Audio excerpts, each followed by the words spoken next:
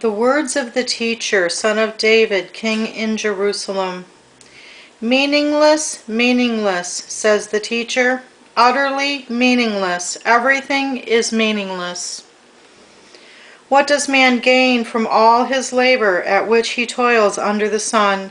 Generations come and generations go, but the earth remains forever. The sun rises and the sun sets and hurries back to where it rises. The wind blows to the south and turns to the north. Round and round it goes, ever returning on its course. All streams flow into the sea, yet the sea is never full. To the place the streams come from, there they return again. All things are wearisome more than one can say. The eye never has enough seeing, nor the ear its fill of hearing. What has been will be again. What has been done will be done again. There is nothing new under the sun. Is there anything of which one can say, "Look, this is something new"? It was here already, long ago. It was here before our time. There is no remembrance of men of old, and even those who are yet to come will not be remembered by those who follow. I, the teacher, was king over Israel and Jerusalem. I devoted myself to study and to explore my wisdom all that is done under heaven. What a heavy burden God has laid on men. I have seen all the things that are done under the sun. All of them are meaningless, a chasing after the wind.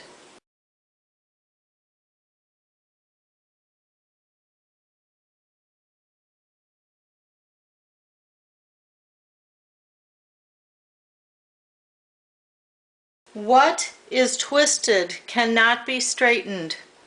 What is lacking cannot be counted. I thought to myself, look, I have grown and increased in wisdom more than anyone who has ruled over Jerusalem before me. I have experienced much of wisdom and knowledge. Then I applied myself to the understanding of wisdom and also of madness and folly. But I learned that this, too, is a chasing after the wind. For with much wisdom comes much sorrow. The more knowledge, the more grief.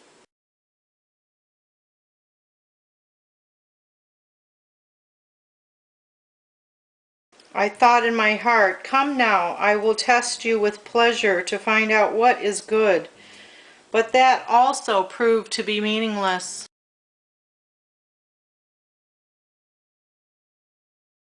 Laughter, I said, is foolish, and what does pleasure accomplish?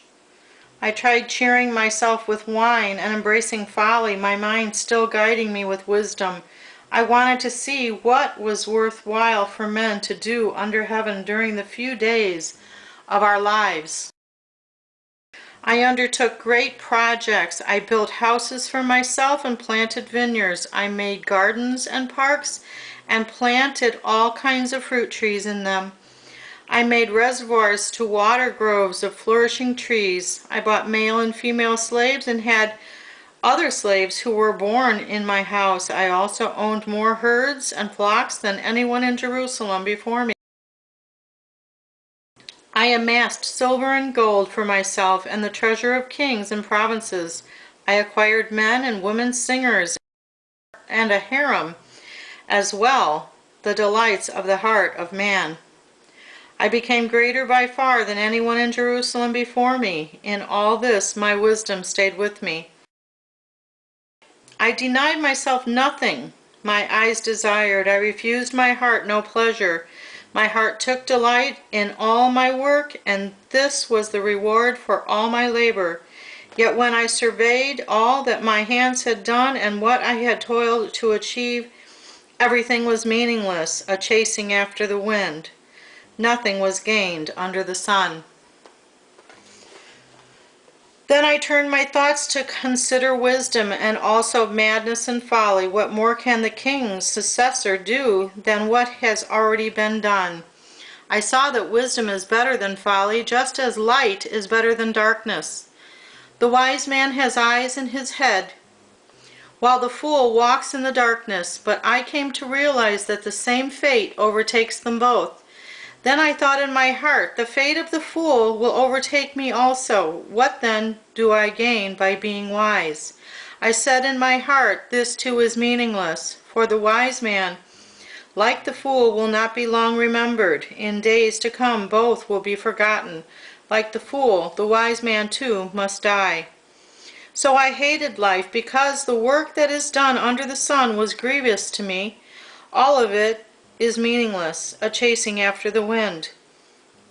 I hated all the things I had toiled for under the sun, because I must leave them to the one who comes after me, and who knows whether he will be a wise man or a fool. Yet he will have control over all the work into which I have poured my effort and skill under the sun. This too is meaningless. So my heart began to despair over all my toilsome labor under the sun. For a man may do his work with wisdom, knowledge, and skill, and then he must leave all he owns to someone who has not worked for it. This too is meaningless and a great misfortune. What does a man get for all the toil and anxious striving with which he labors under the sun all his days? His work is pain and grief. Even at night his mind does not rest. This too is meaningless. A man can do nothing better than to eat and drink and find satisfaction in his work. This too I see is from the hand of God, for without him who can eat or find enjoyment?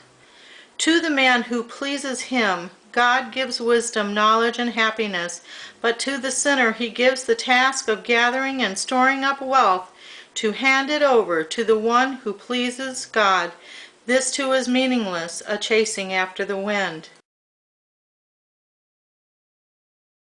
There is a time for everything and a season for every activity under heaven, a time to be born and a time to die, a time to plant and a time to uproot, a time to kill and a time to heal, a time to tear down and a time to build, a time